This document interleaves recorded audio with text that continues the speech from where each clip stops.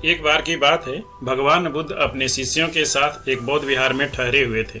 उसी समय उनके प्रिय शिष्य आनंद ने भगवान बुद्ध से पूछा, हे भगवान, क्या कारण है कि कुछ लोग कमजोर और साधनहीन होते हुए भी विपरीत परिस्थितियों में भी जीवन में सफल हो जाते हैं और वे एक नया इतिहास रच डालते हैं, जबकि कुछ लोग साधन संपन्न और बलशाली होते हुए अनुकूल परिस्थितियों में भी असफल हो जाते हैं। ऐसा कहीं उनके पूर्व जन्मों का फल तो नहीं है?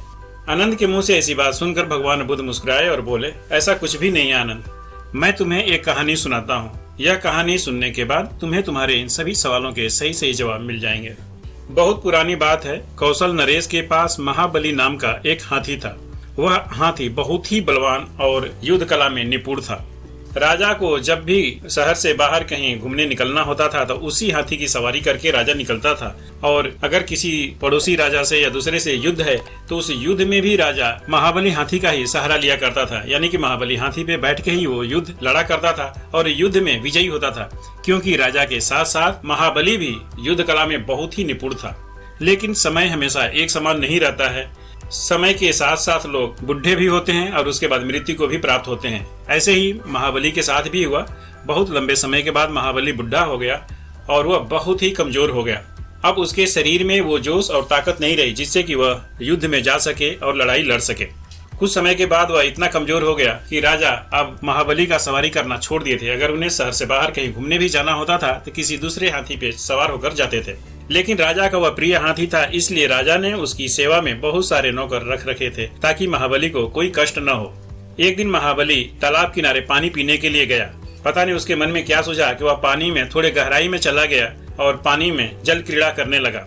वैसे ही करते करते वह तालाब के दूसरे किनारे पे चला गया जहाँ पर कीचड़ बहुत ज्यादा था और महाबली का शरीर चूंकि कमजोर हो गया था और वह उस कीचड़ में फंस गया। जब वह उस कीचड़ में फंस गया तो निकलने के लिए बहुत प्रयास किया, लेकिन वह उस कीचड़ से बाहर नहीं निकल पाया। वह जितना प्रयास करता उतना ही कीचड़ में फंसते जाता। हाथी की यह दुर्दशा देखकर राजा के नौकरों ने तुरंत रस्सी मंगवाई और उससे बांधकर हाथी को निकालने का प्रयास किया ताकि हाथी को कुछ सहारा मिले और वह उससे बाहर निकल जाए।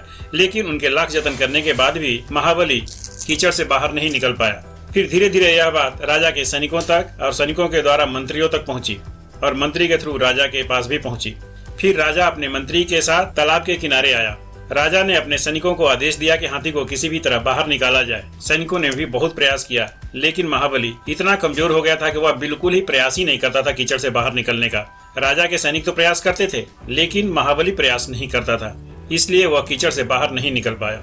लेकिन राजा का मंत्री बहुत ही चालाक था। अंत में राजा के मंत्री ने राजा से कहा कि राजन, यह हाथी युद्ध कला में बहुत ही निपुण था। अगर इसके सामने युद्ध के नगाड़े बजाए जाएं तो हो सकता है यह कीचड़ से बाहर निकल आए। राजा को यह बात अच्छी लगी। उसने अपने सैनिकों को आदेश दिया। थोड़ी ही देर में सैनिक अपने लाजो लश्कर के साथ वहां पहुंच गए और ढोल नगारे के साथ युद्ध के वाद्य यंत्र बजाने लगे। जब युद्ध के वाद्य यंत्रों की आवाज महाबली के कानों में पड़ी तो उसके अंदर एक अलग तरह का जोश का संचार होने लगा और थोड़ी ही देर में पता नहीं महाबली के अंदर कहां से इतना जोश आया कि वह उस कीचड़ को चीरते हुए तालाब से बाहर निकल गया और राजा के किनारे आकर खड़ा हो गया। यह कहानी सुनाने के बाद गौतम बुद्ध आनंद से बोले, आनंद, अब तो तुम समझ ही गए होगे कि इस संसार में मनोबल ही प्रथम और सर्वश्रेष्ठ है। अगर मनोबल जग जाए तो कमजोर आदमी भी इतिहास रच सकता है और अगर मनोबल सोया रह जाए तो बलवान आदमी भी कुछ नहीं कर सकता है। इस कहानी का निष्कर्ष भी यही है, मन के हारे हार है, मन के जीते जीत। मन से अगर हम हार मान चुके हैं तो दुनिया की कोई भी ताकत हमें चाहकर भी सफल नहीं बना सकती है, और अगर हम मन से जीतने के लिए कृत संकल्प हैं तो दुनिया की कोई भी ऐसी ताकत नहीं है जो हमें सफल होने से रोक सके। वह हमारा मनोबल ही है जो हमें सफलता और असफलता के लिए जिम्मेदार बनाता है। आपका इस बारे में क्या कहना है और आपको यह कहानी कैसी लगी, कमेंट करके मुझे जरूर बताना। मुझे आपके कमेंट का इंतजार रहेगा। मिलते हैं अगले वीडियोज में एक नई कहानी के साथ। तब तक के लिए धन्यवाद दोस्तों।